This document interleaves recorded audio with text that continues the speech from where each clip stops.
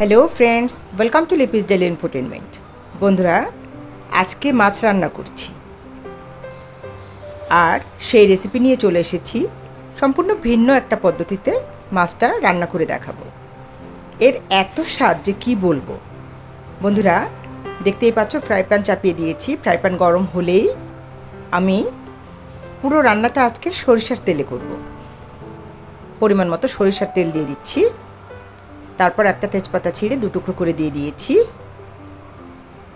একটা শুকনো লঙ্কা ফোড়ন দিচ্ছি আর দিচ্ছি সামান্য কালি জিরা, মানে গোটা কালি জিরা। 3টা পেঁয়াজ কুচি করে রেখেছিলাম, হাত দিয়ে চটকে একটু নরম করে তেলে দিয়ে দিচ্ছি।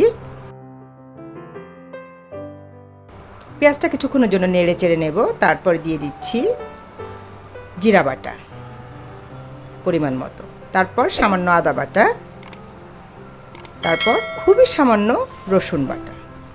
রসুন বাটা কেউ খেতে না চাইলে অবশ্যই স্কিপ করতে পারো, রসুন ছাড়াও ভালো লাগে। এবার আমি মাছ অন্যান্যবার যেরকম ভেজে রান্না করি, আজকে না ভেজেই রান্না করব। এবং এর প্রসেসিংটা কিভাবে করছি দেখো। কাঁচা মাছগুলোতে লবণ আর হলুদ মাখিয়ে নিচ্ছি, আর ওদিকে পেঁয়াজটা কষানো হচ্ছে। আর এদিকে আমার পাখিরাও কিচিরমিচির করছে।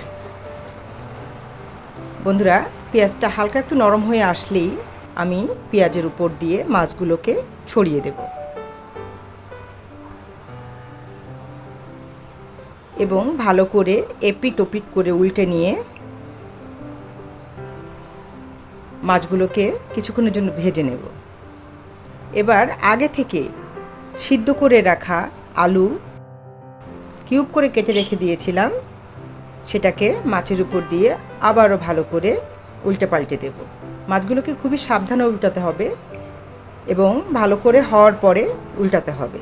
তবে আরেকটা জিনিস খেয়াল রাখতে হবে, যাতে করে নিচের পেঁয়াজ পুড়ে না যায়।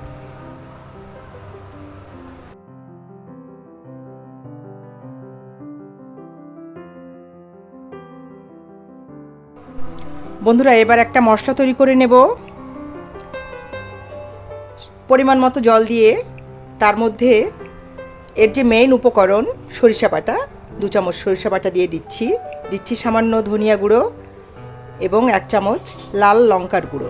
ঝালটা যার যা নিজের পছন্দের মতো, বেশি কম নিজের উপর ডিপেন্ড করছে। দিচ্ছি সামান্য হলুদ গুঁড়ো, সামান্য লবণ। লবণটাও খুব হিসেব করে দিতে হবে, যেহেতু মাছ মাখানোর সময় লবণ দিয়েছিলাম, হলুদও দিয়েছিলাম, সেটাও খেয়াল করে দেখতে হবে। ঝোলটা মাছের উপর দিয়ে 3টা কাঁচা লঙ্কা দিয়ে দিচ্ছি। এরপর ঝোলে জাল উঠে গেলে মাছগুলোকে খুব সাবধানে নেড়ে চেড়ে উল্টে পাল্টে নেব। খুবই সাবধানে উল্টাতে হবে, আর কখনোই তরকারিটাকে বা ঝোলটাকে ঢেকে দেওয়া যাবে না। হাই ফ্লেমে রেখেই এটাকে ঝোলটা কমিয়ে নিতে হবে। যখন কমে আসবে তখন ঘন ঘন না উল্টিয়ে এটাকে ঝেঁকে ঝেঁকে নিচটা ছাড়িয়ে নিতে হবে, যাতে নিচে লেগে না যায়। খুন্তি ব্যবহার করলে ঘন ঘন মাছগুলো ভেঙে যাবে, তাতে মাছের চেহারাটাই নষ্ট হয়ে যাবে। বন্ধুরা, হয়ে গেছে কিন্তু আমার রান্না। এবার নামে নেওয়ার পালা। আজকের এই ভিডিও বা মাছের রেসিপি তোমাদের কাছে কেমন লাগলো অবশ্যই জানিও। যদি ভালো লাগে একটা লাইক দিয়ে যেও, কমেন্টস করো আর শেয়ার করো বন্ধুরা।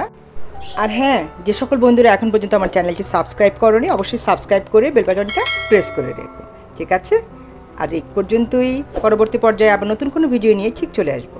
সে পর্যন্ত ভালো থেকো সবাই। টাটা।